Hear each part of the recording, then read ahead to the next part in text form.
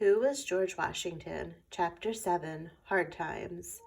Most of the battles in the war were fought in New York, New Jersey, and Pennsylvania. In late fall of 1778, the Continental Army won an important victory in Saratoga, New York. After receiving the good news, Washington led 10,000 of his men westward in Pennsylvania. They would set up camp until spring, when battles would resume. He picked a place called Valley Forge. It was easy to defend. Also, his spies could keep an eye on British troops in nearby Philadelphia. The months at Valley Forge should have been a time for the troops to rest up, regain their strength. However, the weather turned bitter cold. The huts the soldiers built had no heat. The snow made all the wood too damp to burn. In letters to the Continental Congress, Washington kept begging for help. He needed uniforms, shoes, and food. Washington was told to stop his whining complaints. How bad was it for the soldiers? Many were dressed only in rags. Some had no clothes at all, just tattered blanket. Sometimes a soldier had to borrow someone else's rags to go on duty. Officers who had shoes poured whiskey in them to prevent frostbite. Common soldiers often went barefoot.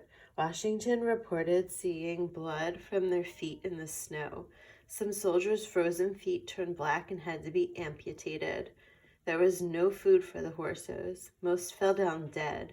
There wasn't enough food for the soldiers either. They would go for days without even so much as a bite of meat. They were near starvation.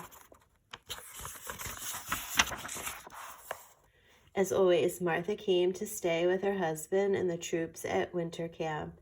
Everyone called her Lady Washington. She couldn't stand the sight of blood and was known for saying that she shuddered at the sound of gunshot. Yet she knew being there meant a lot to the soldiers as well as her husband. At Valley Forge, she cared for the sick and would leave small gifts for them. Still, a quarter of the troops, 2,500, died from disease. What is even more terrible is that the suffering at Valley Forge was unnecessary. Pennsylvania farmers had recently harvested their crops. It had been a very good year. They could have supplied the troops with food and clothes, but chose instead to reap bigger profits by selling to the British. Terrible as the time was at Valley Forge, conditions at the winter camp in Morristown the following year were worse. Soldiers were deserted. Sick soldiers were dying in huge numbers. Washington's army was down to 8,000 men, and of those, fewer than 3,000 were well enough to fight. More bad news came that summer. The city of Charleston, South Carolina, fell to the British. After that, there was an American defeat in Savannah, Georgia. And then in the fall, Washington learned that Benedict Arnold, a daring and trusted general, had gone over to the British side. Arnold did it for the money, and to this day it is considered the worst traitor in American history.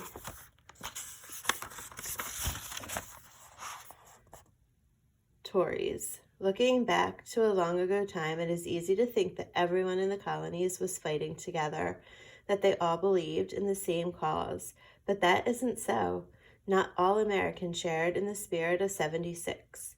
John Adams, who became the second president, estimated that 1/3 of the colonists were for independence.